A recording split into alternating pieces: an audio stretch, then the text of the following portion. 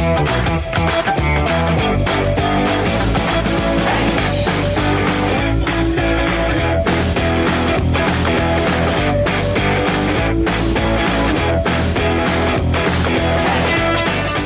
gente, tudo bem? Hoje eu tô aqui para bater um papo com o Dr. Pablo Bernardes. Ele é psiquiatra, médico do trabalho. E antes de começar esse bate-papo, quero agradecer por senhor topar por conversar com a gente sobre um tema tão falado atualmente. Olha, o prazer é meu, Andressa. Prazer estar com vocês aí. Esse tema é prevalente, está bem quente atualmente, exatamente por questões que têm acontecido aí, sobre as quais a gente vai conversar. Hoje a gente vai falar sobre burnout. Doutor, eu queria que o senhor começasse explicando o que é o burnout, porque acho que às vezes pode até ter uma confusão assim de o que realmente é, né? Burnout é a síndrome do esgotamento profissional. É uma síndrome, ou seja, um conjunto de sinais e de sintomas que acontecem por conta de um esgotamento, de uma exaustão ligada a fatores relacionados ao trabalho. E ele apresenta sintomas ou é algo que vem de uma vez? Não, apresenta vários sintomas. Na verdade, eu costumo comparar o burnout a um vulcão, onde as lavas vão subindo até que o vulcão entra em colapso. É a mesma coisa.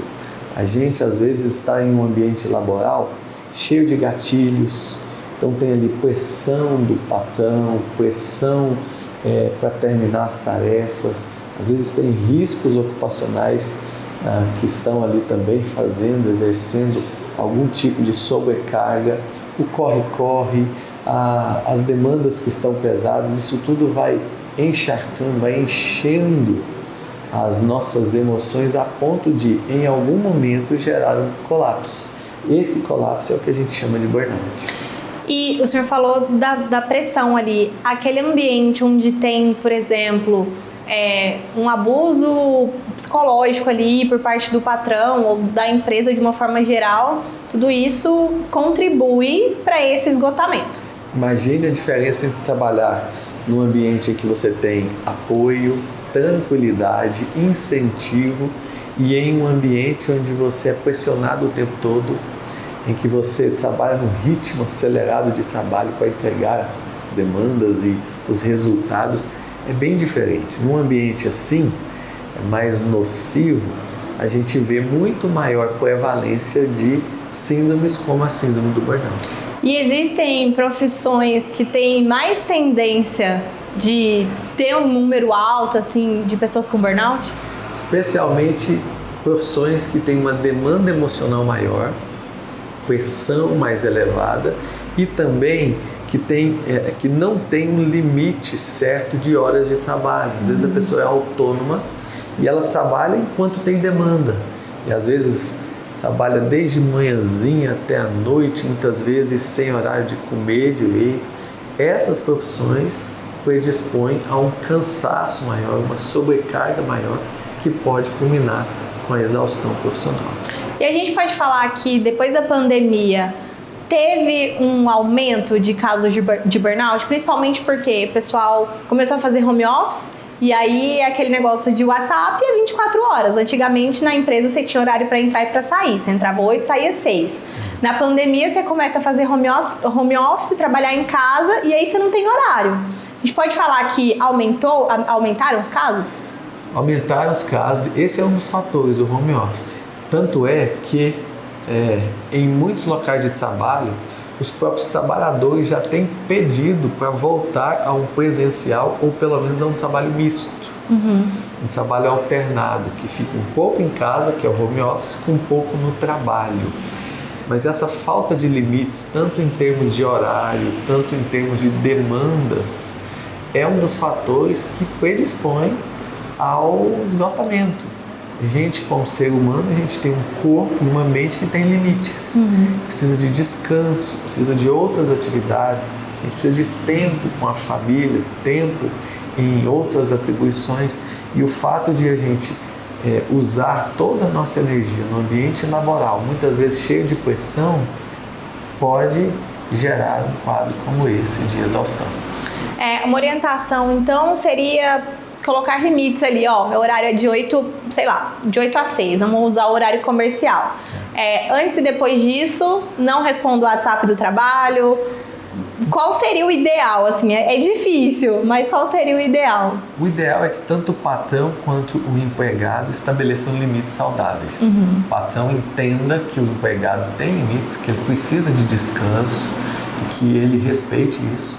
Ao mesmo tempo que o empregado também estabeleça esses limites e os cumpra, porque às vezes não é nem culpa do patrão.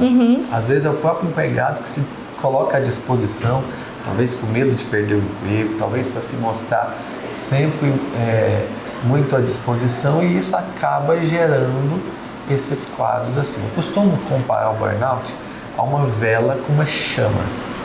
Essa é uma outra comparação. Imagine uma vela com uma chama, e aí tem uma janela, vai entrando vento, e esse vento vai batendo na chama e vai diminuindo essa chama.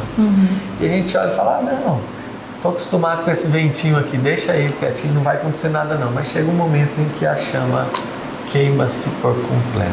Esse é o burnout, queima por completo. A gente tem uma chama, um vigor físico e emocional. E muitas vezes a gente vai deixando os ventos das demandas, das pressões entrar na nossa vida, a gente não coloca limites, ou seja, a gente não fecha a janela até o ponto dessa chama queimar-se por completo. E aí se torna algo físico e emocional ao mesmo tempo. Tanto físico quanto emocional. Podem vir sintomas de ansiedade, sintomas de pânico, podem vir sintomas mais psicossomáticos, podem vir sintomas emocionais. Então, desde quadros depressivos como comorbidade, desde sintomas relacionados a desânimo, a impaciência, irritabilidade, explosividade, cansaço extremo.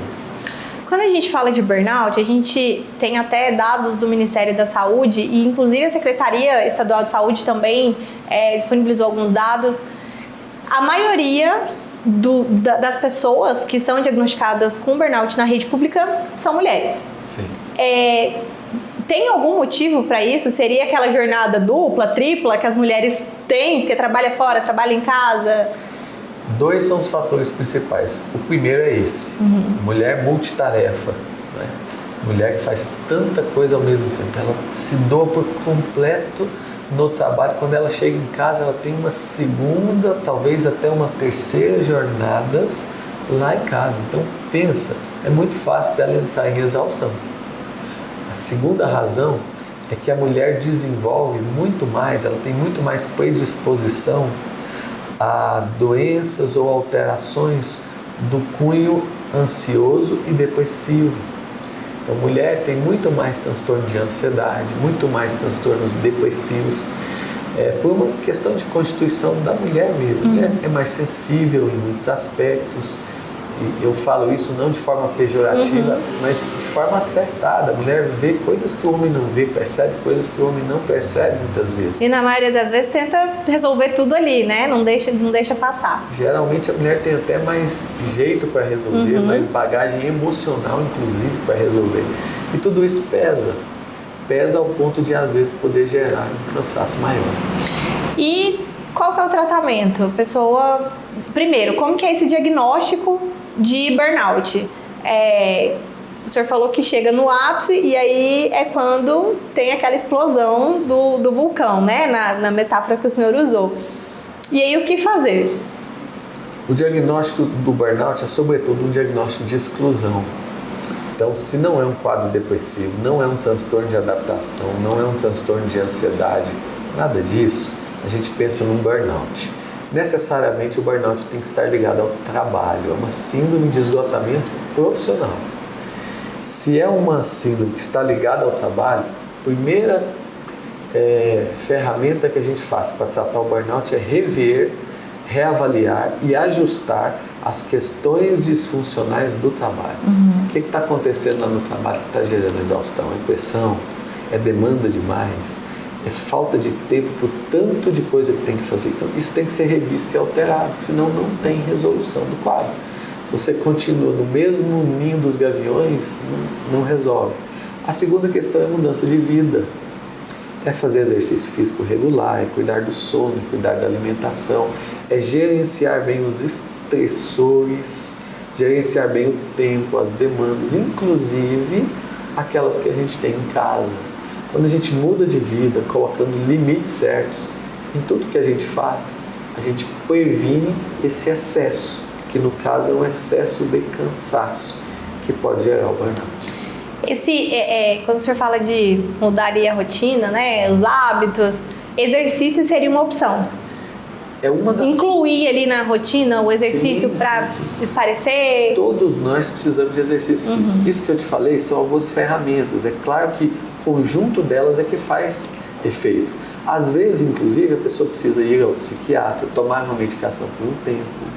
Ajuda bastante. Às vezes ela precisa ir também ao psicólogo, fazer um acompanhamento psicoterápico. Tudo isso junto é mais efetivo. Tem medicação e tem cura, o burnout. Sim, claro, claro. O exercício físico, qual é o papel dele? O exercício, primeiro, ele aumenta a oxigenação cerebral. Então, com isso, memória, concentração, atenção, percepção, foco, tudo isso melhora.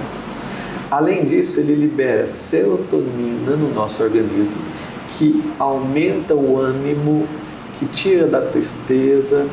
Ele também libera ou estimula a liberação de endorfinas, que diminuem o cansaço, que relaxam, que aliviam, que tem efeito inclusive analgésico. Então, o exercício físico é um dos elementos terapêuticos importantes, não só para o burnout, mas para qualquer quadro mental. Doutor, a gente está caminhando para o final e eu gosto de terminar esse bate-papo sempre com uma dica para quem está em casa. Então, se a pessoa está em casa, percebe que está assim, sobrecarregada no trabalho, que está a ponto ali de explodir, precisando de ajuda, qual que é a dica para essa pessoa que está em casa? Sabe quando você vê lá no seu carro aquela luzinha acendendo, mostrando que tem alguma coisa errada, ou o óleo está tendo problema, ou a gasolina está acabando? Você corre e leva o carro lá na oficina ou no posto, não é? Para cuidar do carro, reavaliar aquilo. A ideia é essa: abasteça o seu corpo, do ponto de vista físico, mental, emocional e até espiritual, com boas ferramentas. Cuide de você em todos os sentidos. Estabeleça suas prioridades, respeite-as. Estabeleça os seus limites, respeite-os. E tente levar uma vida com qualidade, tanto do ponto de vista físico, intelectual, quanto do ponto de vista mental e até espiritual. É esse equilíbrio que nos faz caminhar de forma mais assertiva, mais longeva e com mais saúde. Doutor, muito obrigada. O programa Jeito Goiano está de portas abertas para quando o senhor quiser voltar. Muito obrigada. Estou à disposição. Muito obrigado a você. É isso, eu espero que vocês tenham gostado. Até a próxima. Tchau, tchau.